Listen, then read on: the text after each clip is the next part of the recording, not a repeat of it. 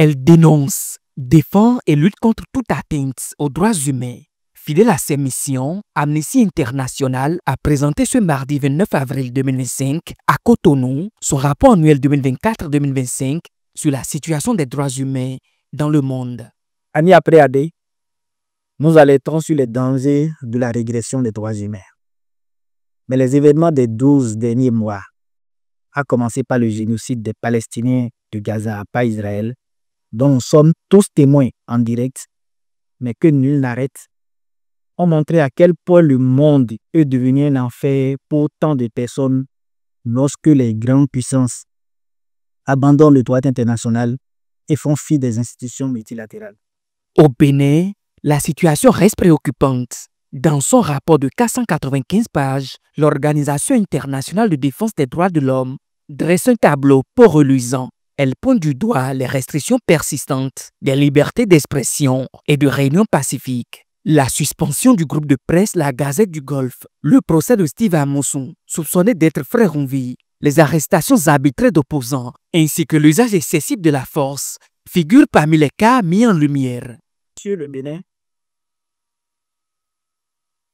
les droits à la liberté d'expression et de réunion pacifique ont continué de faire régulièrement l'objet de restrictions.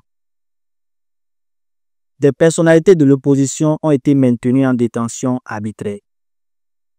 Les conditions de détention ne respectaient pas les normes internationales relatives aux droits humains concernant le traitement des détenus. Des victimes d'expulsions forcées liées à des projets de développement touristique n'avaient toujours pas reçu d'indemnisation suffisante.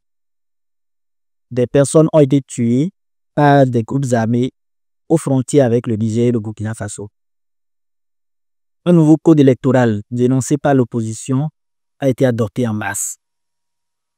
Ce texte limitait la participation aux futures élections présidentielles, la prochaine étant en 2026. Autre point alarmant, les conditions de détention dans les maisons d'arrêt et prisons du Bénin. Amnesty International dénonce des cellules insalubres et surpeuplées. En ce qui concerne les droits des personnes détenues, les prisonniers et prisonnières du pays étaient toujours détenus dans des bâtiments sales et surpeuplés, sans accès suffisant à l'eau potable ni à des traitements médicaux, en référence à notre communiqué du 1er août 2024 que vous connaissez bien. Selon le directeur général de l'agence pénitentiaire du Bénin, les 11 centres de détention accueillaient en septembre plus de 19 000 personnes, ce qui représentait environ 300% de leur capacité. Faute de place, la plupart des détenus dormaient par terre sur le côté, sans même pouvoir se retourner. Malgré la chaleur excessive, la majorité des prisons n'étaient pas équipées de ventilateurs. Une odeur fétide régnait dans les bâtiments et les cellules en rayon du manque d'infrastructures sanitaires. Le nouveau rapport qui vient d'être présenté à la presse est désormais disponible en ligne et au siège de l'ONG à Cotonou. Amnesty International invite les citoyens, les journalistes, les responsables politiques et les membres de la société civile à s'en approprier pour favoriser un dialogue constructif autour des droits humains, de la justice et de l'état de droit.